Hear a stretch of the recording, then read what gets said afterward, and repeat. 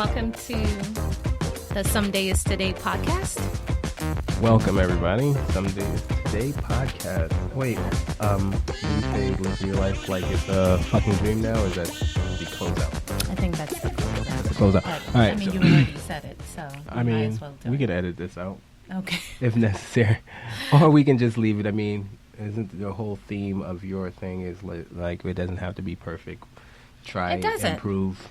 It doesn't. Make it better. And, you know. Do it now and not wait till Do it now. Do what you got do. everything all set up. I think there's really, no such thing.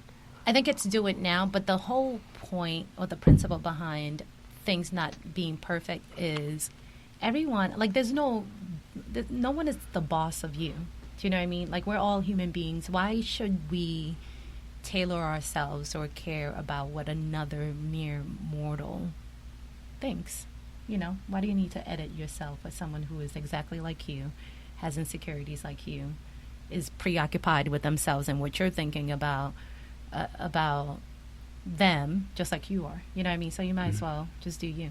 Anyways, I digress. But yes, welcome to the Some Days Today podcast. Maybe that's another episode. Another episode. Maybe we can discuss why you should or should not. Maybe we could have that. You know, why you should or shouldn't advocate. think. Or, you know, we care can just, what people think. Yeah, you know, we can just have a Socratic method where, you know, I don't know. What's that debate word? I remember hearing it in business school. What does Socratic mean? Honestly, and back I then, don't even know if I'm using it right. Back but then, I was worried about what people thought, so I didn't even think to ask. And look at me, 10 years later, I still don't know what the word after all that time. That's what happens when you get caught up in what people think. You can't even learn. You can't even take the opportunity to be like, I'm sorry, I don't know what you're talking about. But do we know what Socratic is? Well, so, I mean, this is kind of off topic right now. It since sure this is. not Let me it, look but this up on Google. The way that it's been described, because it's the same thing that they did in law school, but the way that it's described is how they're describing it is, you know, you learn not necessarily by being lectured, but by, you know, asking questions and having a conversation and then finding the answer through the fact that, you know, everyone is trying to find the answer and trying to come up with it. So, you know, the teacher asks the questions, the students are trying to answer it, and everybody learns as a result from it. Okay. So the way I was using it, and I don't know if it applies, is, you know, like, I don't know what the truth is. Maybe I agree with you. Maybe I don't. I could see reasons why people would care about what other people think. We are social beings. So, you know, no man is an island and all that good stuff. Loneliness could lead to death. So, you know, we could just talk it through about why we should care about what people think and see what the answer is. Maybe there's some level of it that's necessary, obviously, finding the right level. But that's another topic. So I looked it up. The Socratic method is obviously attributed to Socrates, and it's actually kind of apropos to the topic that we've been exploring, because he lived and taught in Athens in the 5th century BC. But basically, you know, I'm sure he had many philosophies, but I think by what you were apropos, since we haven't talked about this yet, if you missed the last episode of our epic trip, we were in Greece, and Athens was the last city, so that's why it's apropos. Right. Yeah. So the definition is his followers, or his philosophical method of systematic doubt and questioning of another to elicit a clear expression of a truth supposed to be knowable by all rational beings. Whatever that, do you get what that means? So basically asking questions, so not just taking what people say, but asking questions to further elicit maybe truth. Clarity or truth. The truth is known, but you have to land on it through the asking of and answering of questions until everyone's like, well, yeah, naturally. I mean, logically, this is what it all, you know, if you pull the strings, you eventually end at this natural truth, that type of thing. Right. But is there a natural truth? I think is what you're saying, right?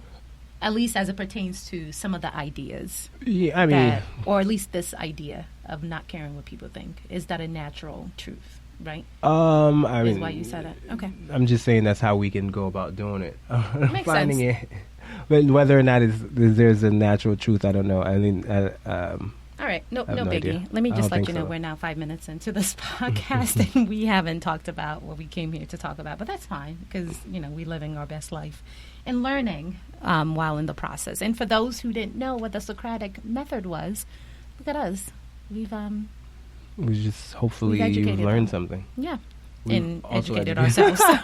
That's true too. Which, Hey, honestly, that's the that's most important thing. basically, I'm really only worried about you myself. learn more when you teach. When you teach, yes. But you also learn, or you open yourself to the possibility of learning when you just admit you don't know. And I think a lot of people walk around pretending to know as opposed to just saying, I don't know. The great and now emancipated Buju Banton that said, What did he he who say? seeks knowledge begins with Openness. humbleness. Oh, humbleness. Look at that.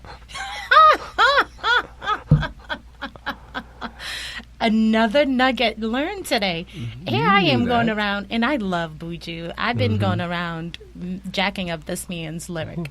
Why did I think it was? Maybe I didn't think it was Nah, openness. I felt like you've been saying it right for a long I probably time, was saying so it I right, don't but know. maybe it's because it I was would out have of probably context. corrected you a long time ago. Yeah, no, it's Yeah. humbleness. Yeah. Humbleness. Aw, Yeah. we're gonna see Buju in a couple of months. Yeah. Reggae Reggae that's Cruise another Fest. topic at the And Reggae that's probably Cruise another Fest. I know. set of stories we're gonna have to tell. I know. I'm so excited. So just quickly, we're going on the Jamrock cruise, where a bunch of artists, reggae artists, come together and just perform for like 3 days. No, 5 days, 4 nights, 5 days. That's how long we're going to be gone for. Yep. And it's about 20 something acts, maybe even more. We went a couple of years back with my cousins, and Mack's cousin was there too, and had an amazing you know what? time. We always bump into her. We She's always actually bump now into in her. DC. It's crazy when we went to Toronto. Yeah, she was there for the what was it? Carnival. It's- Carnival. What is it Toronto. called? It's called something though. I think it was called Carnival. But I mean, whatever. That was We many don't years know. ago. But anyways, But the she's thing they always do up every for the summer- shenanigans. We should actually have her on our podcast because she looks like she's living her best life. Yeah, indeed. But anyways, so back to, we've completely digressed off of what we were supposed to talk about today. But speaking of Buju, he's been, for those who know, he's been in prison he was locked up for a good amount of time. Yeah. He was basically, what do you, I should know this, but it's entrapment. Is that anyways, right? Yeah, I read the whole case How he on got him caught. and how he, Okay. it was entrapment, but that's another story. Okay, but he was locked up. In And the U.S., for in those Florida. who love Buju, that was a kind of a shame, especially for the reggae music scene. And he has some amazing hits, and we've just been rocking and riding with Buju for some time.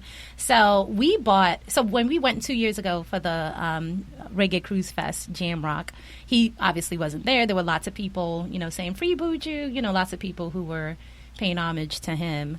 In going this time, we had no idea he was going to be out. And it's funny, I think he was released maybe like 3 or 4 months back. And at the time, he wasn't on the lineup. So there was just something that was like, I should check to see if this man is going to be performing. And lo and behold, he's on the lineup. So I'm excited. I can't wait. That's going to be amazing. Yeah. But yeah, so that's taking place in December, late November, early December. So that's about a month away, a month or so away. So that'll be good. But anyways, back to what we came here for. Yeah. So we are here to wrap up the epic 40th birthday celebration, Mack's 40th birthday celebration. Yeah. And as he said earlier, hopefully, I think what the feedback that I've been told is that, the episodes have been posting out of order. So, we'll put numbers on the episodes so that people have it better. Yeah.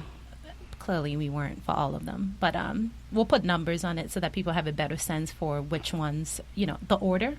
Because some of the feedback is we have no idea what the order is. And for these 3 stories, because they're linked together, it does make sense to listen to it in in order. Otherwise, I don't know that it matters.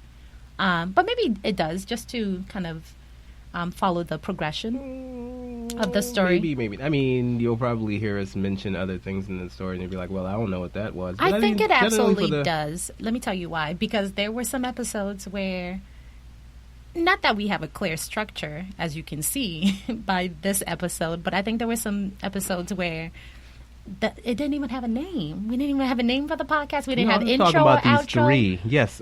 I mean, what do you mean? That would mean that it doesn't, right? Like, because it doesn't, like, the episodes. No, I'm saying the podcast as a whole didn't even, like, I was just like, I don't know what the name of this podcast is. That's what I'm saying. So why would you need to? Why would you need to listen to it in order? That's what because I'm saying. I want you to see the progression, like experience the progression. I want you to go from one episode of it being a hot mess, which it still is, but I just want people to see the improvement from week to week.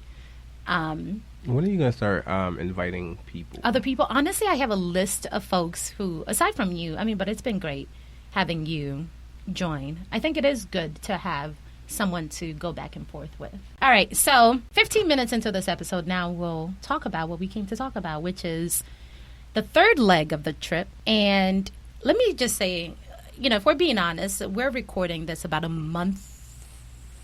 about 6 weeks since the trip ended, because it's October 25th now, today, and we came back September 5th. So it's been a while. So honestly, right before we started the podcast, we started recording, I had to pull up the pictures just to kind of like remember everything that happened. So it's been a while. So number one, I have a terrible memory to begin with. And then because it's been so long and life has happened since, I'm going to have to refer to the pictures just to jog my memory. But yeah, so it's been a while, but I think we want to just wrap it up by saying Italy was amazing. Yeah. And I also want to bring up another topic that we're not going to discuss today is like pictures, why they're important, and therefore why social media is also a good deal. I will give you that. And I'll say that because no, we're not going to talk about this, but just quickly, if there's anything about me, I am a hater by nature. Like, I hate on everything, especially social media. And we can talk about that later. But I'm starting to see the benefit. Like anything, like everything, anything done in moderation has value. Yeah, why are you looking at me like that? Because we need to get to this topic. You're right, but let me just quickly say, but the reason why I struggle with social media is because I feel like it's a huge waste of time, because a lot of people fall in, and when I say a lot of people, I'm including myself in there as well. I feel like it's just a time suck, when you could be doing other things and being productive. And it's also, we're a society that's so vulnerable to mental illness and all of that.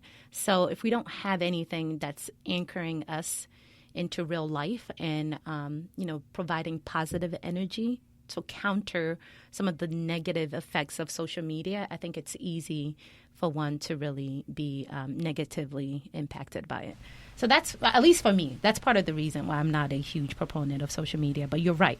Taking pictures and having something to refer to long after the trip is over is an amazing thing, and we have technology to thank for that. So, yes, I agree with you. All right, so the third leg of the trip, Italy. So where we left off... Half an hour into it. Are we like half an hour into it? No, it's 17 minutes. 17 minutes? Tell. So where we left off, the last time we got together was we did a recap of our time in Greece, which you and I have said over and over was amazing. There's nothing else to say. Santorini. I definitely need to take my ass back to Mykonos. We ain't spent enough time there. And Athens. I keep saying Athens, and I know you brush over it, but I really enjoyed Athens. I'll definitely go back to Athens. Athens was where Greece in general, I guess. Yeah. And just for a quick recap, so up until now, it had been just the four of us. Me, Mack, Remy, and her husband, IB. And then we flew from Mykonos to Athens to meet up with another group of friends, Mike and Reese, Alvin and Yemisi. So we had dinner with them our last night in Athens, which was great because all of a sudden the foursome became an eightsome and the energy shifted. And, it was a huge love fest. Dinner was amazing there. We ate outside. Let's not get too much into Athens. But at this point, we're leaving Athens on a... episode. Yeah, so at this point, we're leaving Athens on a high to head over to Italy, which really was the whole purpose of this trip to begin with. So about 2 weeks now into... I think it was. I mean, that's what we invited everybody to. That's what we invited everybody to. I don't know if it was the purpose of the trip, okay. But it was. So we invited everybody to. So at this point, in leaving Athens, we were going to be meeting up with a group of family, for the most part, family members. And at the height of it, I think by the time we all got together in Italy, in Naples, we were about, was it 19 of us or so? Thereabouts. Ish. And then we had your cousin join from Dubai. So most people were flying in. Let's just take it in order. So we leave Athens and we fly to... We had a layover in Serbia. Yeah. Which does not really bear mentioning, but for the fact that it's freaking Serbia, and it's kind of like, oh, okay, that's interesting. I actually completely forgot we were in Serbia until you mentioned it, right, as we were about to go on, and I said, I don't recall that. But yeah, you're right. We were there for like an hour, but we didn't leave. We were just at the airport. So. It like literally looked like, and I don't know how true this is, but I know we were saying this, it looked like they ushered us off the plane, made us like do a couple of turns, and then put us back on the same plane. Like musical chairs. That's true. That's true. But it was good. It was a very short layover. I mean, we got off, got back in line, and got back on the plane. So from there, we flew to Rome, right? Yes, we flew to Rome. To Rome, and we didn't have any time for anything because we had to. Okay, so as we were flying to Rome, people were pinging me. I remember feeling kind of stressed out because now we are going to go from vacationers to hosts, right? Yeah. So we had to make sure because we were in charge of kind of securing the hotel situation for people who were going to be flying in. Mack was when I say we, really Mack. Mack planned the hotels for everyone, the tours, how we were going to be going back and forth. So at this point, I was starting to feel a little stressed on our way from Athens to Rome because people were pinging me, what's going on? And I think we did not arrive. We underestimate how long it was going to take us from Rome to Naples. So people ultimately, the first night, were there before we got there. Mm-hmm. So we were concerned that the hotel situation wasn't going to be set. Yeah. And just going off on a slight tangent here, part of the reason why we were stressed, if you remember, is because we bank with Harbor Bank. God bless their soul. Could you not talk down Harbor Bank? No. I'm not talking down about them. I'm actually going to promote. I love Harbor Bank. Okay. God bless their soul, though? Okay. Yeah. No. Love Harbor Bank. And the reason why we don't want to talk down Harbor Bank is because they're a black-owned bank, and we bank with black-owned banks because we're supporting, because we need black-owned banks to be viable. We need capital in our society. Exactly. Yeah. So, no, not talking down. Yes, they have some issues, but I wasn't even going to talk about the issue. I was just going to talk about what happened. But part of the reason... let's just be clear. Whenever you say bless their heart, you're basically saying, that fucking asshole. I shouldn't have said that then. That's not what I meant. I didn't realize, see. But part of the reason why, let me just say we were stressed, is because the hotel rooms could not be secured by the card because everyone had paid us. And what we needed to do was now pay the hotel. But because I guess we were in another country, the transaction was not going through. Yeah. Right? And which makes sense because Harbor Bank is risk averse for the most part. So, and it's a very small bank. It's like a community bank, even though they have branches all over Maryland. But it's a small bank, so it does make sense. But generally speaking, they don't have systems in place that allows for huge transactions to be made, particularly overseas. Yeah. So that was part of the stress. But I think you were able to address it because you spoke with the hotel, and they said, just pay when you get here. Yeah. Right. So, so that ended up getting addressed, but I was nervous because I didn't want people to show up. Everything and was not under have our rooms. name, Right. and we did not. And people paid us so that we could handle everything. So we Right. had everybody's money, and so we didn't want them to get there and be like, "Oh, you got to pay again." That would have been a mess. I guess that was the main issue. Like we didn't That was want to the have main- to have but then they ended up saying it's all good. We can pay at the end. So Yeah, okay. so that alleviated it. And then I think the first night, because I put the schedule, the agenda together, so we were supposed to meet up with him like around 7-ish and have dinner where we then would tell everybody what was going on, welcome everyone. It's like a welcome dinner. We're trying to be organized, but clearly, number one, this is Bola and the Ordine and Mac we talking about. We're just not as organized as we could be. Thankfully, Mac was the organized one, but clearly no dinner was happening as a group because we weren't going to get there until well after 11 p.m. yeah, So, we ended up getting there like midnight. yeah, so most people had arrived, sought themselves out, and everything was good. And another thing too, because I had my parents, my dad coming and his wife, and so I remember, so I booked the flight for him. We paid for them to be there because he was also turning 70 that year. So we had celebrated his birthday a little earlier, but we were paying for their trip to Europe.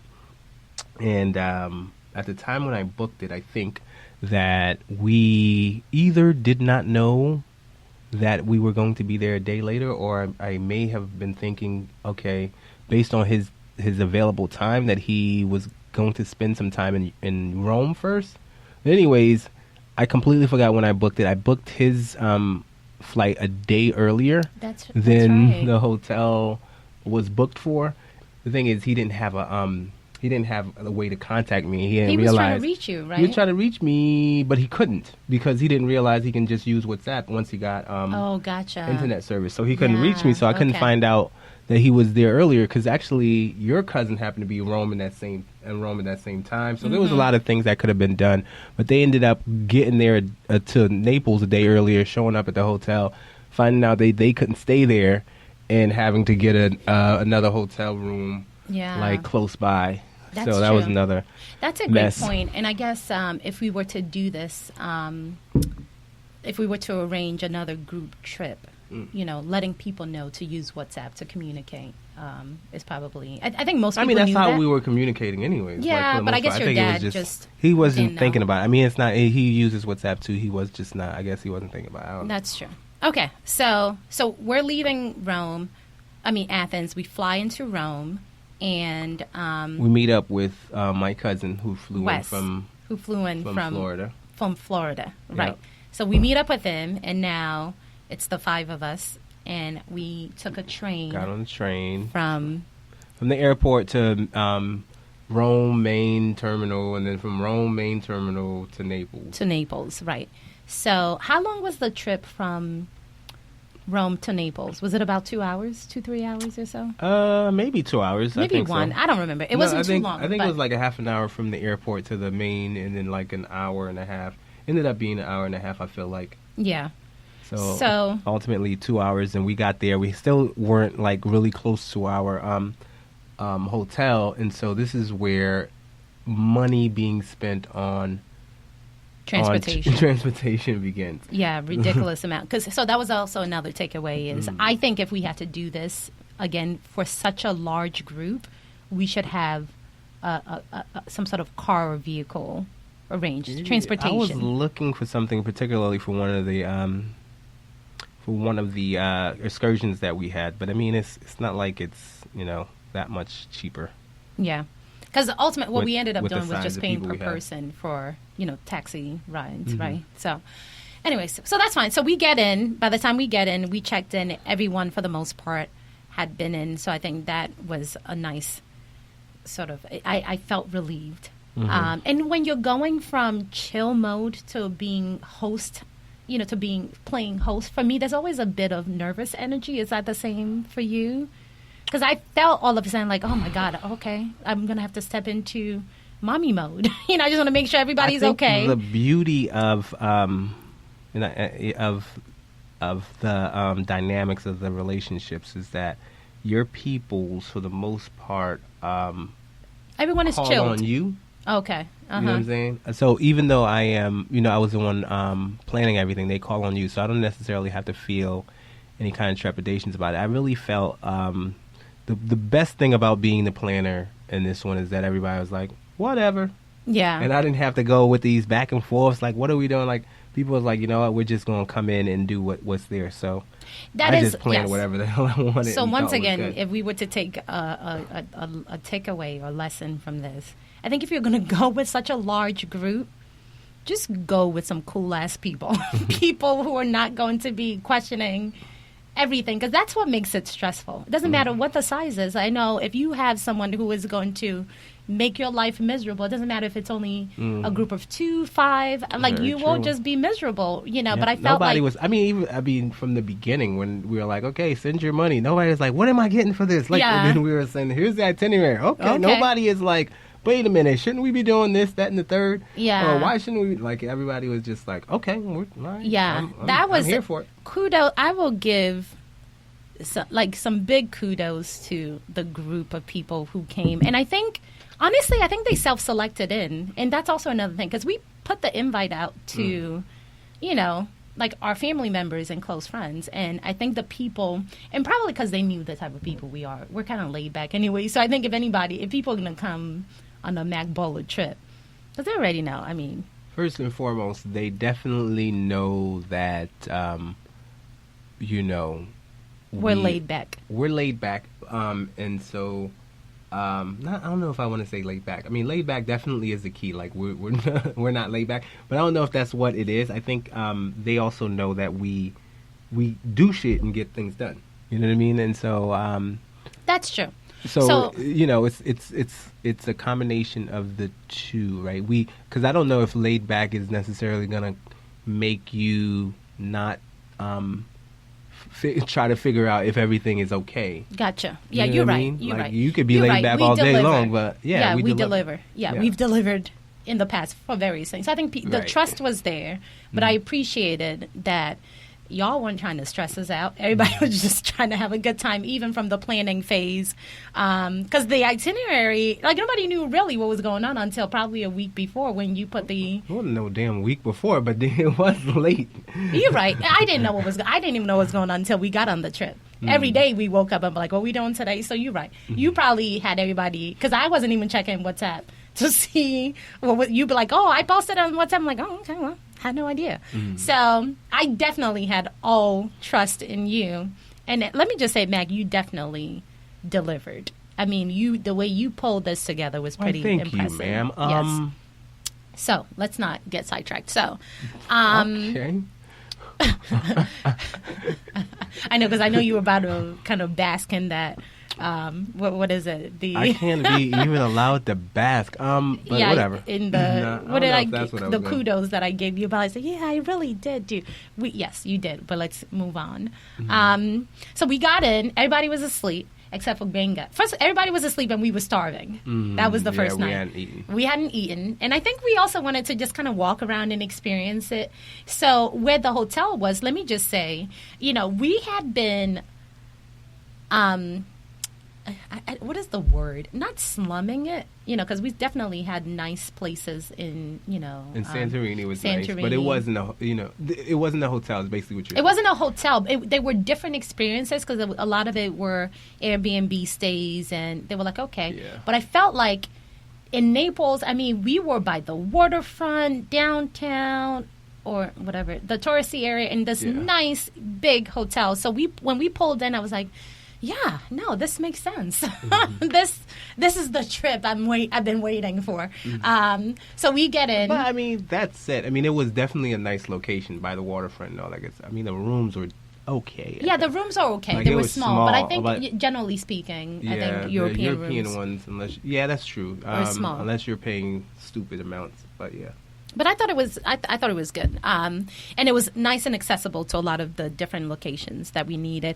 And I think actually, before we go even further, when we were planning this, and I'm curious to get your feedback on this. You know, we played around with getting a massive mansion or villa or whatever where we could have common areas, everyone has their room, but we're still kind of together versus getting a hotel.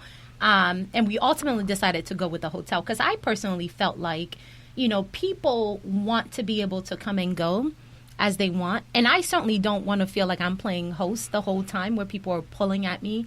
And that's how I feel whenever people are in my home, you know. And, I mean, I love hosting. But generally speaking, when you're playing host, you know, you want to make sure everything is okay. And that ultimately falls on you. Whereas if you're in a hotel, you know, you figure it out. You have your own private spaces. You have your own bathroom, your own room. So I think the hotel was a good decision, but what are your thoughts? Do you feel like it would have been better if we were all in not like a having mansion? done the villa, I can't really tell you for sure, but I personally like the hotel for multiple reasons. Like you said, like one is you get your free breakfast. Free breakfast, you know food was so taken care of. Yeah, you get your workout, your gym if you want that. You get a pool if you want. I mean, obviously we could have got a villa with a pool in it, but you know. You get the pool. You get your place, your room made for you every day when you leave. You know what I'm saying? So those things are definitely good. And you know, you can choose to be separate, like if you want to. Yeah, you know, you go to your own room when you want your alone time, and then come back together. You know, when you want. But you know, you don't have to go into see people when you go in the common areas if you don't feel like seeing somebody. Right. But anyway, so if I had to do it again, I would still go with a hotel, especially given the size of the group. I think if it was maybe 10 or less or fewer, maybe, but I don't know. Here's the other thing that I want to say about the hotels, though, which is weird, and I don't know if they do that in every area, but you don't get iron. Just like in Europe, yeah. You know, that's just like they say it's against the fire code. So you don't get an iron. We had to take our clothes down to be ironed. You have to pay for every article of clothing. It's like, what's up with that? Anyways, like I think that's probably part of the economy. That's how they keep things moving, which is fine. Makes sense. So we got in. Everyone was asleep. And then Babenga, who is Busola, my cousin's husband, wide awake. So we all went to get some food, some pasta. So that was a nice intro to Italy, to Naples, and then from there we went to sleep. Woke up the next day, and what did we do? Let me look at the pictures. We had to go to our first excursion. We actually had an excursion every day except for the Sunday. So our first excursion was just basically a tour of Naples. Yeah, and what time did we have to be? Early, right? Relatively. Probably like we had to meet at 8 and that kind of thing, and then walk over to where I thought they were going to be. Like there was some confusion at first. Like, I had to try to figure out how to call them. Which is one of the things that is very, you know, I wouldn't say necessarily like that much stressful, but you as the host, or the planner, that's the thing. Whatever. Exactly, because you had to make sure that things were on point. Everybody just gets up and goes, but like I had to be the one to make sure I was calling earlier. Like you got to make sure that you have your tickets, all that stuff. And if things are not on point, people looking at you like what happened? And not even so much if things are on point. I think even the logistics of it, right? Like you had to figure out, you know, not only do we need to get there by this amount of time, and you need to organize with the vendors to make sure everything is good to go, but even how do we get there logistically? Are we walking? Are we taking a cab? How many cabs do we need? What time do we need to leave? Do we account for people eating? So that's a lot for someone to have to handle. But once again, I thought you did a great job with it.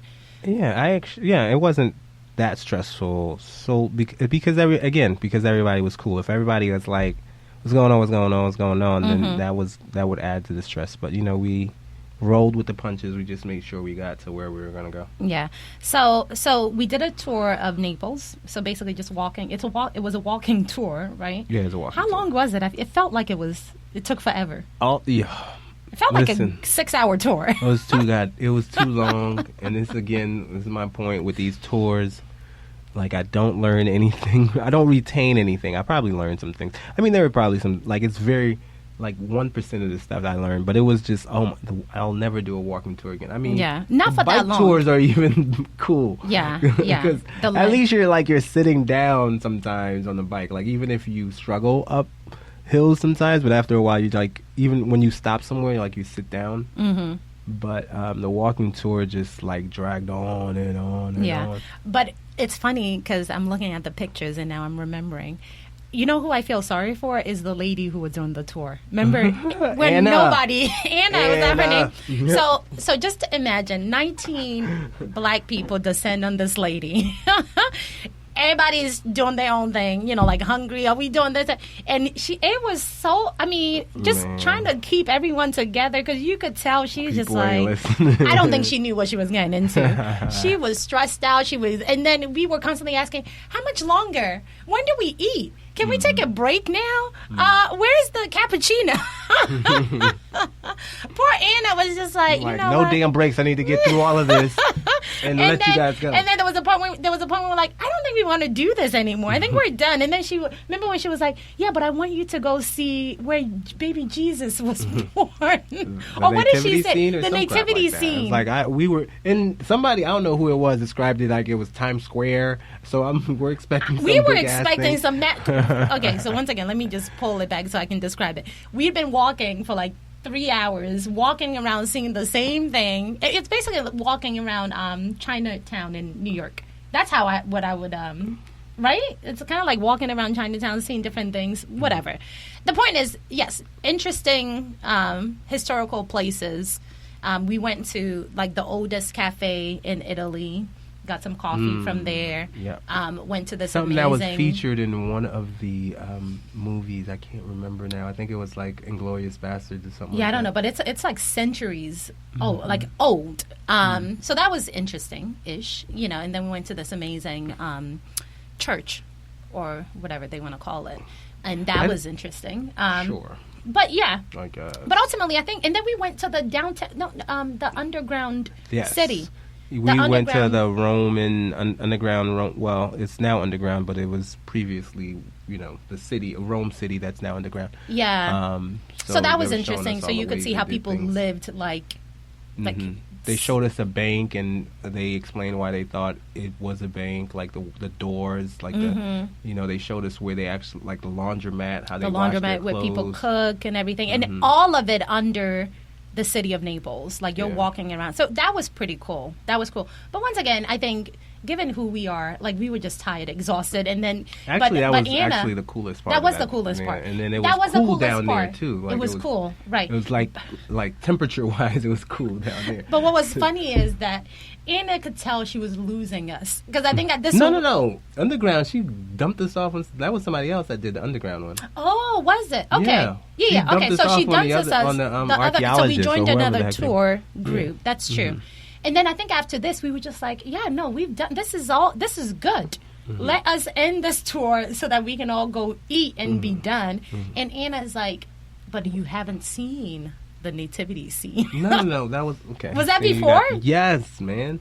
We went to there, and then we did the nativity scene after the church, because I know after the church, I was like, okay, maybe that's what it was. Bro. I just know Anna was losing us. We were done with Anna. We were ready to call it a day. And Anna was like, but let me show you the nativity scene. So everybody's like, okay, but how far is we were like grade school student. How far is it? How long is it going to take? She's like, no, it's just up the street. It's amazing. You will love it. The nativity scene. And the thing is, Anna, and I think most people in Italy are pretty religious, or they take these things very seriously, And I don't think we were the crowd, So, but I think we were curious enough. We were like, oh yeah, let's go see the nativity scene. I don't even know what we were expecting. The bottom line is, by the time Anna walked us to the nativity scene, it was nothing but like a place where you can buy trinkets, right? Pretty much. It was no different than any other thing. It was like a bunch of trinkets. It's like a bunch of trinkets where you could buy baby Jesus, baby Maria, baby whatever. I think Anna probably gets paid in that area because I don't know exactly. I don't know what was going on. But we were so confused. We were like, what in the Anna? You know what? that's coming out of your tip. But anyway, so overall, it was good. It was a long day. I think that probably was the longest day that we had. I want to say that was like 8 hours. It was so long. Got out, went to get some pizza at this restaurant. Yes. Oh yeah. That was So afterwards, we after we were done, we went to get pizza at this authentic pizza place. So that was good. The pizza was okay. Some of us enjoyed it more than others, but it was a good day. It was a good day. And then Benga ended up paying for the bill, so that was nice. He paid for everything. Just shout out to Benga once again. If you're travel with some folks who are going to cover the bill every now and then. So that was cool. And then from there, we kind of just went home and retreated. I don't remember what we did that night. I think it's all a blur to me at this point. But we went to. Was that the same night we went to eat down at the restaurant? No, maybe that was a different night. It was like where there's like by the water again, like lots of lights. Oh, maybe it was. The same night. Yeah, that probably was the night by the hotel. Yeah, by the hotel. So we went by the harbor and got some food by the hotel. So so that was nice. That was a nice start to the day. Once again, everyone was in great spirits. And then the next day, we were going to do Capri, right? Was that Capri and Anna Capri? No. That was so. This is Amalfi Coast Tour by boat. Yeah. So we had that, and so we ended up having. And I realized this was an issue earlier because when I booked it, I didn't realize that the tour started in I think it was Sorrento or something like that. But yeah. And we had to find a way to get there. We had to find a way to get there because it was like an hour away. Yeah, there were two different versions of this Amalfi Coast Tour. One was by boat and one was by car or by bus or whatever. And I thought the boat one would have been a lot better, but I didn't realize that the one that's by car you can leave from Naples or Sorrento, and the one that's by boat only left from Sorrento. So I did the one by boat. Realized afterwards that we had to actually find a way to get there. So that was another issue that finding out how to get there. We eventually got two vans. Like we talked about it. That's right. Yeah. That was the night that was the morning that we had to wake up really early. Yep. And remember Mike and Risi and Yemisi and they had to meet us like around 6 a.m. Yep. I remember because I think we slept pretty late. We had a long night. I don't know what we were doing. Some of us went out to the club. Remember Bayou and them went out. Yeah, that's true. Yeah, so some folks in our trip who were really trying to party by any means necessary went out. That's another story too. And you know what? We got to actually invite Bayo and Wallace over. And Wes. But the point is, let's just say, this one because he's in Miami. As we were walking out to get onto the buses. These three were walking in. So clearly no sleep had been had. Drunk. Like, Wes was not going to make it. Yeah, so that's true. Wallace was still drunk Wes too, ended but up not he making ended up it. showing up. Wallace showed up. Bayo ended up not being able to make it. So that was and an introduction. And they had stories to tell when we came home. We are 47 minutes in. We are not going to we're not going to tell the story, but that was interesting. Stories. So that was the one where we took the two buses and then went to the other town and then ended up getting on the boat. So that was cool. So we toured the Amalfi Coast. Yeah, so now let's just pause and say, what was your impression of the Amalfi Coast? I mean, what was my impression? It's cute enough, I suppose. I mean, I'm pretty sure that... Can you describe it? I mean, so you're going down the coast. It's, a whole bunch of houses, colorful houses, pastel type houses that are on the, going up the hill. So, it's a pretty scenic. So you can see, it's beautiful. Like you can see all the houses as they're like, cascaded up the mountain. And, we're there on the boat seeing all of it. And I mean, I guess it's cool if you have like tons of money and tons of time. Like we were doing like a quick trip. So, I can't really give any real feedback on it with any justice, but, because we're just stopping in various different places. What I will say is the only memorable part of it to me, and I think, honestly, my impression of the Amalfi Coast was probably a bit dimmed by Greece, because we had been to Greece and I'd seen like beautiful scenes as well, and some of them were similar to the Amalfi Coast. So, which is why I'm not really sure why the Amalfi Coast is such a big thing, other than maybe rappers making it huge. I mean, because it's definitely all up and down that whole Mediterranean area is about the same for the most part. So for me, I was like, oh, okay, yeah, it's cute, but I mean, Greece is amazing. So that's how I felt.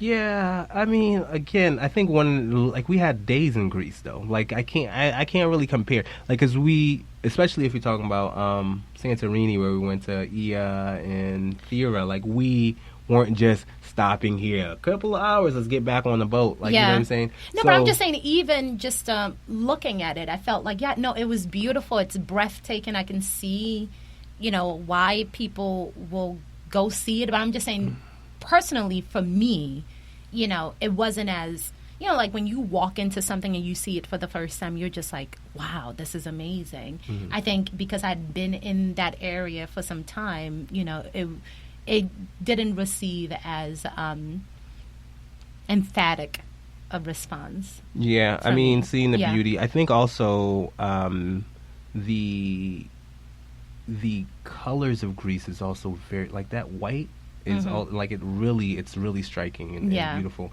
And another thing too that I would say, not just about the Amalfi Coast, but by Italy, like the homes.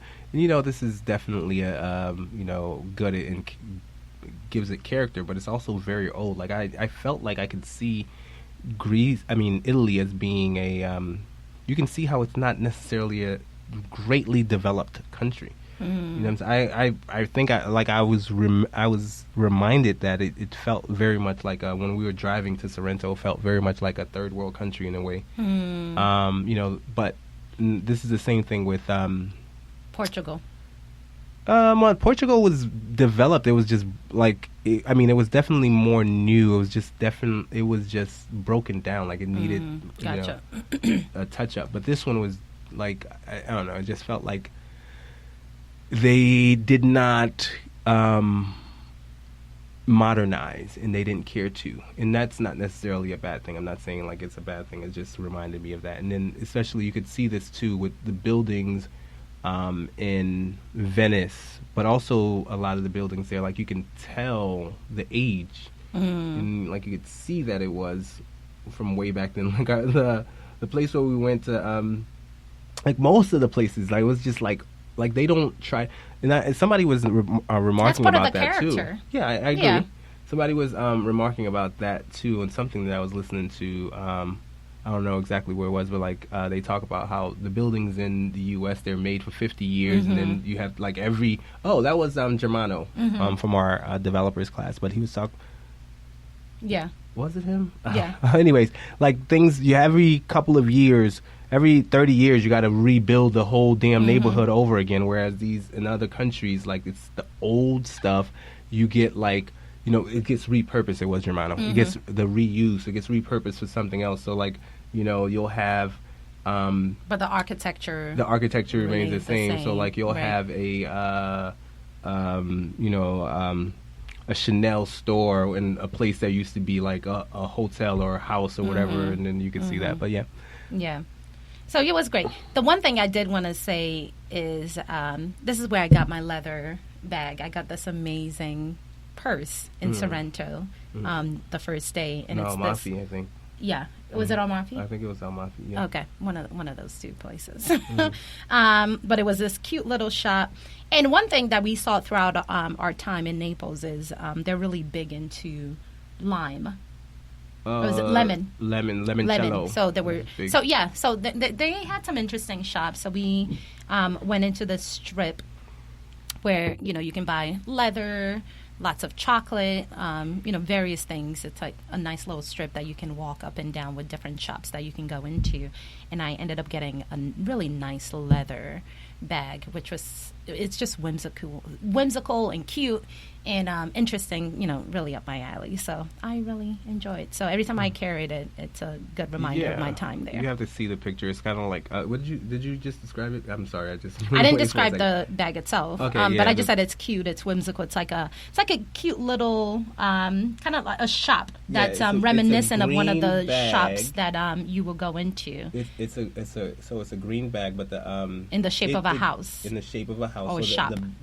the place where the zipper is like a it's like the roof of a Mm-hmm. house, so it's black, and then at the bottom of the bag is like it's gray, so it looks like a the sidewalk, And it then, has paintings on it yeah, of the shop. it has a design that looks like that, it's written in French, but like it's the door and the windows and everything like that, and so it's like it's a It's really cute. interesting bag. All right. So that was the first night. So then what happened the second night? So the second night, I'm looking at pictures now, is where we did the boat and No, the you're bus talking about tour. you're talking about the day then. Yeah, the second What happened day. at night after we came back from our Amalfi Coast tour? I don't remember what we did that night. What did we do? I'm trying to. Maybe that was the night. I think that where was the night we were on the rooftop. Everybody was on the rooftop. Or maybe that was the night people went out and you guys left us. No, was it? No, because I felt like that was after. No, I don't know. Whatever. Mm-hmm.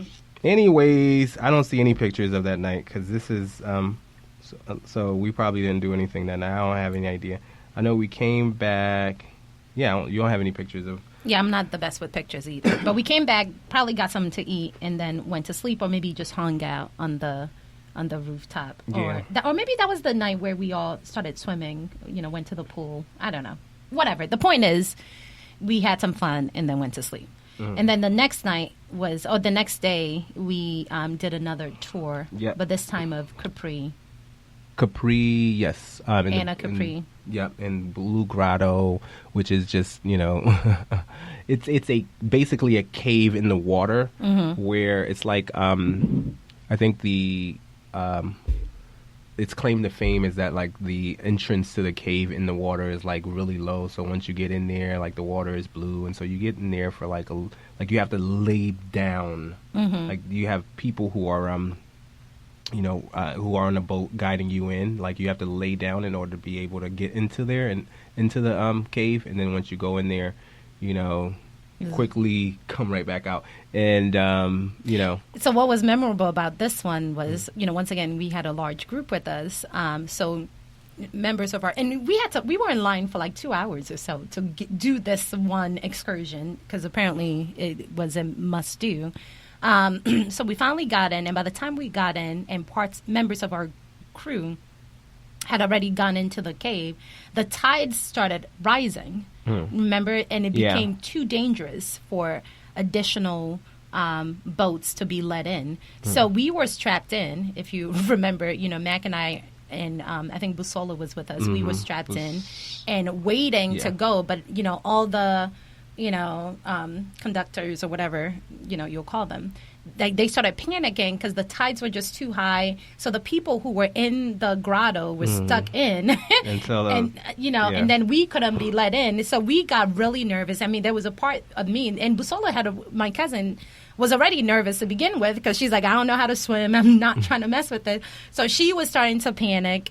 And, I was just like, oh, my God, I don't know if this is worth it. But ultimately, they were, the tides kind of receded. And then, the ones who were in, who had no idea all the drama was going on. Well, I think they knew because they couldn't get out. No, they said they felt like that was just the amount of time that they were supposed to be in there because they were in there for like maybe 45 minutes. Yeah. And then by the time we finally got in, it was like a quick, here's what it is. And we came out like 2 minutes later. So we weren't in for long, but they had no idea the drama was going on. So that was a bit scary.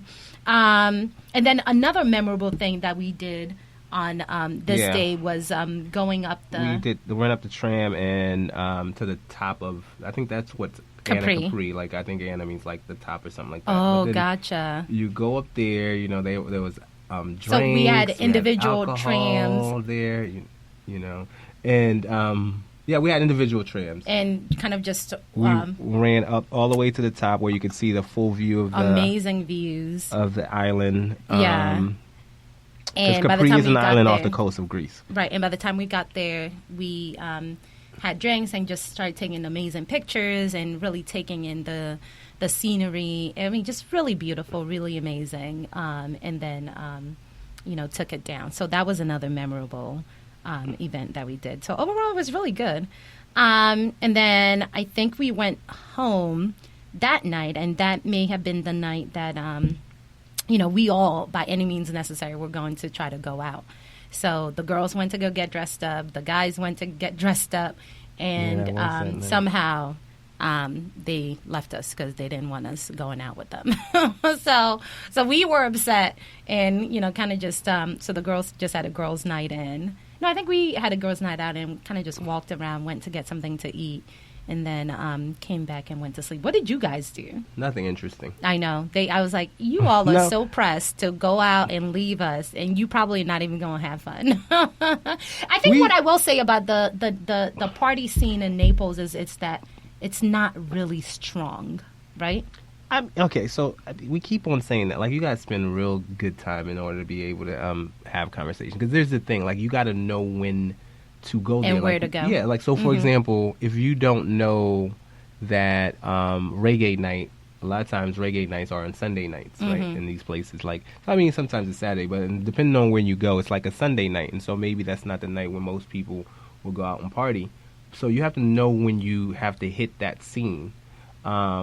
But, I mean, because I think when we went out that one time... It was a Saturday, though. Yeah, maybe. But, I mean, what I'm saying is you got to know which night. Like, because when we ended up going there, first of all, I think... so when we went out, here's what happened, really. We went downtown to that... close to the area where we were taking the tour. I don't know if you know where it was exactly. Like, you could see the underground ruins. Okay, yes. You know, that area. So that's where we were. And we ended up there the last night, too. So...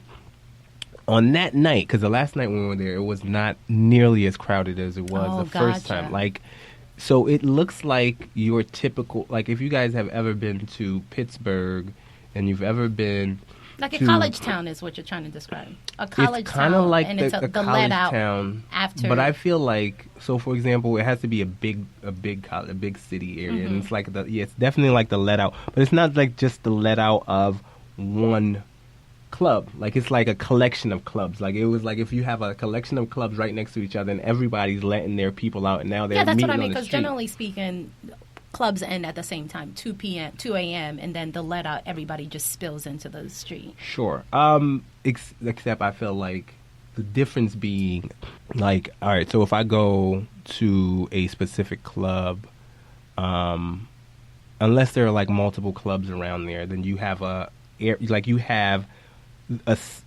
close to where that club is, you got a whole bunch of people outside, trying to figure out what they're going to go do next.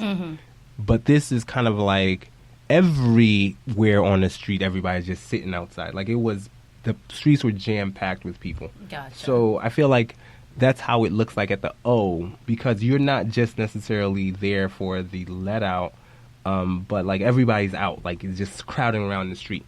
The O is in Pittsburgh. But anyways, that's how it was. And so, like, the clubs didn't open up until really late. But anyway, like, the guys there, we can't speak the language.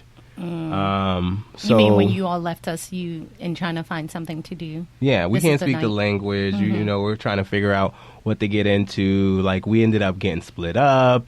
Because some of you didn't have phones. Well, yes, but that's not, I mean, the person who didn't have phone was not the reason why we got split up. But then, like, people were just figuring out what to do. Like, we met some guys, and this guy's like, yeah, you should go here. And at the time, I'm in another direction, so we're trying to figure out. And then one group ended up going out to try to figure out where this was, because the guy told us, like, 10 minutes away. And so they're like, oh, let's go check it out. We'll be back. By the time they ended up there, it was way too far. So, after a while, we're like, you know what, this is just not working out. These guys are wherever the heck they are. We're going home. Right. And I think this probably, once again, speaks to why it's important to have transportation, because part of the reason why people are getting split up and then, not knowing where to go is because it was just too expensive to constantly be taking cabs everywhere. But then things were just so far apart. Right. So I think it just made it difficult to move. But it sounded like you all had a shitty night, is what I heard here. It definitely could have been better. They left us. We all got dressed up, and they were like, negative. You all are not going out with us. I mean, the experience itself was fun, though. Yeah, it was interesting. And we had a good night. The women had a good night as well. So then... But it's always Bola who's trying to put a... cramp a wrinkle. You've been trying to cramp the game, you know what I'm saying? Everybody's like, well, Mack, you just got to get your girl together because All our girls they're fine. Which was so interesting to me because I was ready to party with everybody, and why can't you all the women were like, this "No, is let the them kinda- go out by themselves. They deserve it." And I'm looking like, what are we doing? Are we here to party together or not? But anyway, so the men and Everybody know you should know better than everybody else that when you party with your girls, it's different than when you party with your guys around. So I don't even understand what that means because you let me don't tell know you, what it means. What I'm telling you is that I already realized from looking at the scene that you all would have a much better time with us. Like we were What the party. scene? What you talking about? Like we were it was going to be a much more fun situation with all of us together partying, dancing. Well, and let's just be clear. There are some single individuals out there, and single individuals need wingman. And if you need a wingman, then you don't want their girls to be. Yeah. Okay.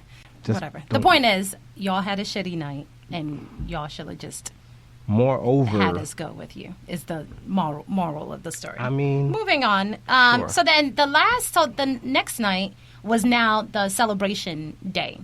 So this was going to be the day of the party. The only thing we were doing on this day was the dinner for the 40th dinner. And most people, we didn't really know what was planned. Once again, Mack put it together. And he planned this beautiful dinner for us. So the morning we all got up, it was going to be a lot of folks' last day in town. So a lot of people went shopping. One thing about shopping in Naples on a Sunday is most of the shops are shut down. Just real quickly, the that one coffee spot is called Gambrinus. Napoli. And it was open since 1860. That cafe, the oldest cafe shop. Just so we can tie that up.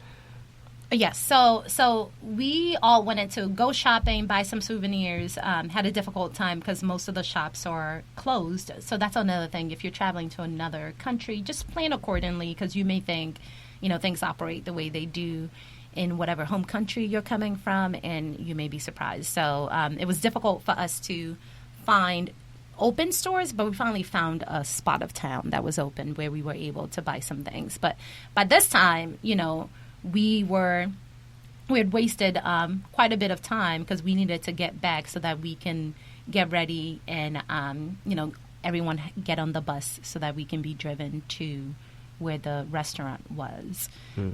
So we quickly hurried back home, changed, got dressed, and got into the vans and drove over to the restaurant. Can you speak to the restaurant? Because it was actually pretty beautiful. Shit. Do you remember the name of it? We don't remember the name of it. We'll think about it. But first of all, before we even... Petrucci's or something? Petrucci. Well, it was like a 8-course dinner. Palazzo Petrucci. That's what I want to say. Palazzo Petrucci, but I feel like I'm confusing it with the Palazzo, the hotel that we stayed at. But I think it was Palazzo Petrucci. Was it's also overlooking the water, so it's on the coast. I remember seeing it and thinking, "Wow, this would look really beautiful." And they had us down so you walk into the first floor and then you take an elevator down, and then the issue with the hotel from my perspective, because it was really beautiful, but we couldn't really capture it because it was the not lighting. Outside. Yeah, and the windows were blocking it, but we had our own little spot in the room where it appeared they kept all of the wine. Yeah, so that was a wine room. Yeah, we had like an 8-course meal, maybe even more. Yeah. The food looked beautiful. Yeah, food was okay. Yeah, it was okay. But overall, it was just a nice experience. I feel everyone was dressed up. So the only thing that I had input on was that we should all dress up in Afrocella. So Afrocella was the theme where you kind of dress in a funky vibe, but with the African themes. Pictures were beautiful. Everybody brought it. Everybody looked amazing, and it was just so cute and nice to get dressed up. The food was great. We weren't able, like Max said, to capture really the scene, which now leads me to another lessons learned. I think next time we absolutely needed to have gotten a photographer. Because someone with, and we did, and Alvin ended up having a really good camera, so he was able to capture some good pictures. But generally speaking, I think for something like this, especially given, you know, the food, the venue, you know, everyone getting dressed up, it would have been nice to, you know, to have beautiful pictures taken. So that was one lessons learned from it. But but it was really nice. There was a couple of good things about the meal too. Like I'm looking at this lollipop that like had you know, it had liquid inside of it. We had some truffle soup that was also interesting. Yeah, we had what are those expensive eggs that everyone those black eggs that fish eggs. Whatever. It was good. God, we're looking real ignorant right now. Listen. Caviar. Yeah. It was good. Very good food, good times. Everyone had a good time. One other thing that I think was missing, which we tried, was we forgot the speakers. So we weren't able to play music. Our own music. So we had to listen. Which was a huge thing. And then, like I said, if I'm not going to, if I said this last episode, definitely bring your music everywhere. With you because music and alcohol just makes everything. Yeah.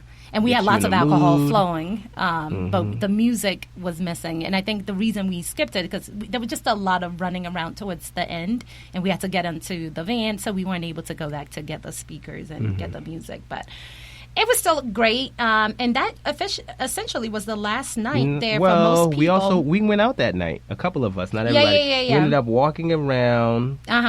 That night, and then ended up at the same spot where the guys were. Right. A couple nights before, and we actually got into a club at that point that was hip hop. Like it was so interesting though how they were dancing to hip hop over there. It was like a whole bunch of people like doing some kind of coordinated stepping. It's like, oh my, like they planned for this? Like it's like, what the hell is going on? Like it was a thing where everybody knew that this is what you do when it's on. But it's like you know, in Chicago when people have like the step in the name of step in the name of God, or they have the electric slide. So it's not far fetched that clearly that's how they did it to some like T.I. song. Bring them out, bring them out, bring them out, bring them out. It's like, everybody brings into the same step. So that was cool. That was, I think that was a nice ending to our time there. Everyone had a great time, and then the next morning, people started leaving to go to their various points. What was interesting is Mack and I had another 2 or 3 days left because Bola booked a freaking long ass thing. It was like we were trying to figure out, because it was like, Bola, come on, man. First and foremost, time to go home. You can't be doing all this. So like I'm looking into seeing how we could cancel and do it over there, like because you wanted to go home early so that we can just cut the trip short, like with everybody. Point, it was too much. And then I called them like, so the way your ticket is set up, you would just basically have to buy another one. And it was like, all right, well, if we bought something right now, leave today or whatever, a couple days from then, it would have been like $1,000 each of us. So we were like, you know what? That's the good Lord telling us we should stick around. Yeah. So when everyone else left, Mack and I were like, up until the last minute, we still had no idea where we were going to go. And I think there was a part of me, because by this point, I started having anxiety. I'd been on vacation for so long, I couldn't fathom what it would be like to go back to normal life. I was getting nervous. I was like, oh my God. So I didn't even want to face the reality of making any sort of decision or whatever. So when everyone left, we were just like, okay, well, what are we going to do now? And then we were like, it's almost like we looked at each other. Remember the Coming to America scene where Eddie Murphy and Arsenio, where they look at each other, where are we going to go? Queens. And they both said That's kind of how. That's kind of like what happened when I was just like, yeah, Venice. What are we gonna do? Venice. Yeah. So just like that, just like you're living your life like it's a fucking vacation. Mack looked up how to get to Venice, and once again, it was another adventure, but this time it was just the two of us. Number one, here's what I would say. Venice from Naples was about 5 hours on the train, right? Something like that. Yeah. It was far as hell away. It was far as hell away, but it was an opportunity for us to just kind of be together because we hadn't had like real alone time. We'd been with people this whole time.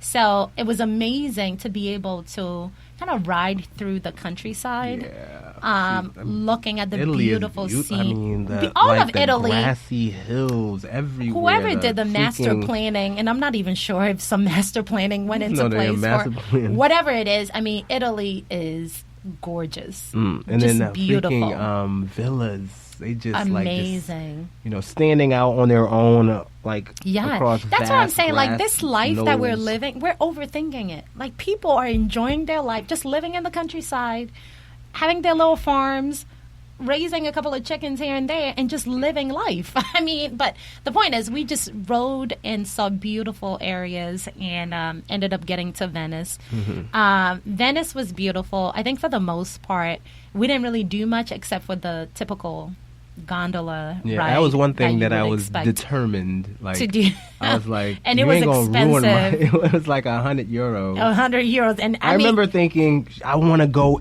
exactly at the sunset, so I want to capture it. And like there was this long ass line when we got there because I was. The whole entire time, I'm like, Bola, we gotta go to the damn gondola.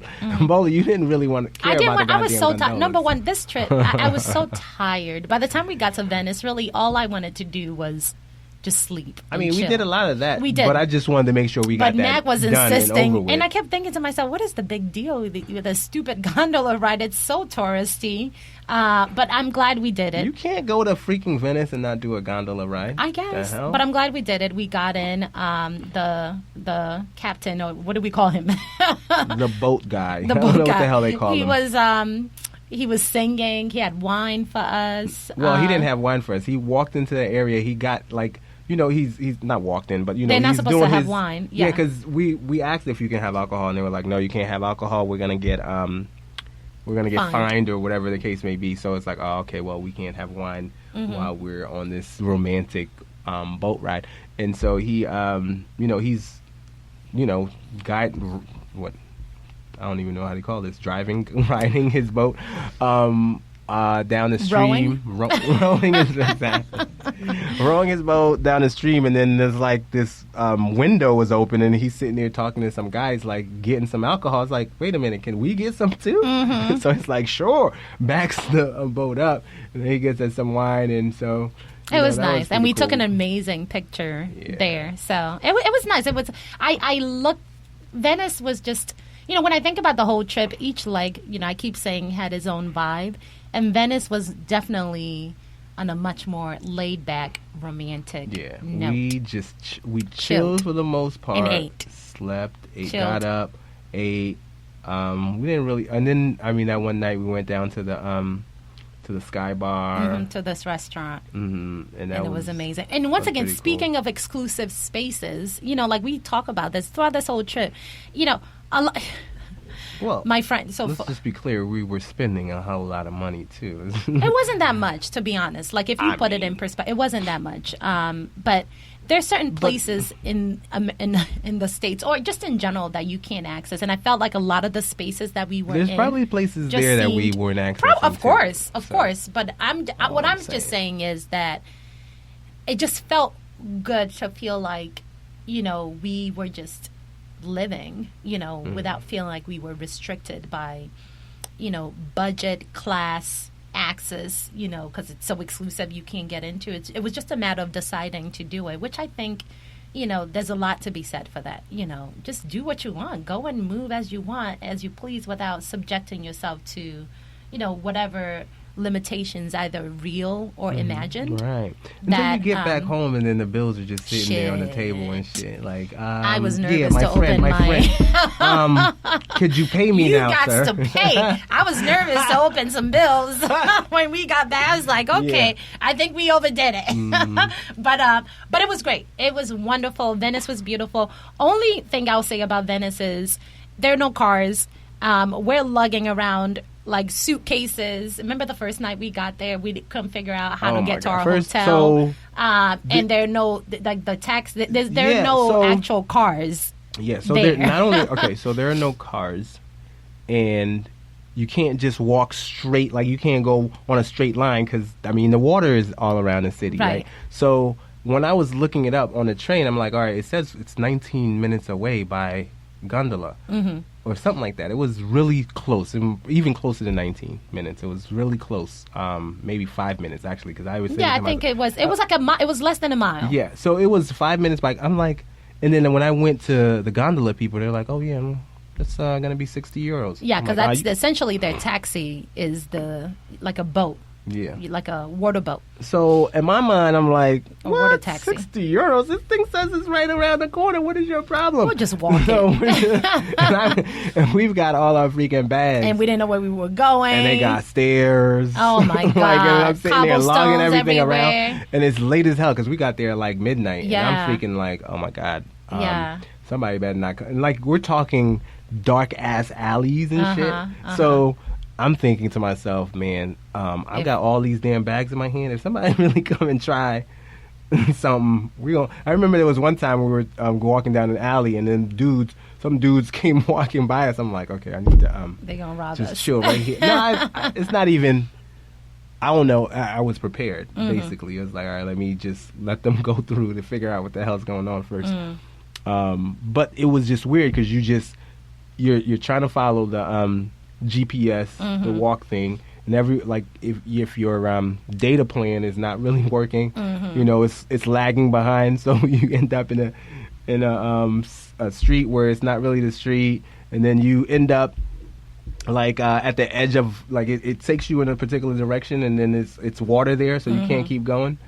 All that good stuff, but there was one time it was when a struggle to get to our hotel, but I think we made it after like an hour and a half or so. It was insane, but But we definitely were not going to repeat that on the way back, because like on the way back I was paid. like, oh yeah, and we ended up not paying him the full, because I think he told us something, and then at the end he tried to collect a little bit more, or the hotel told us it was going to be a certain amount. At the end he tried to collect a little bit more, so I'm like, yeah, we ain't got it, bro.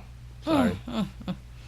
But overall, it was nice. So then afterwards, after 2-3 days in Venice, we finally went back to Rome to go board our flight to go back home to get our children. So, and I think the whole time, because I don't know what just made it mind-blowing, but even looking back, the takeaway for me, from all of the crazy experiences that we had, the various countries, the cities, the groups we were in, small, large, medium-sized, just us.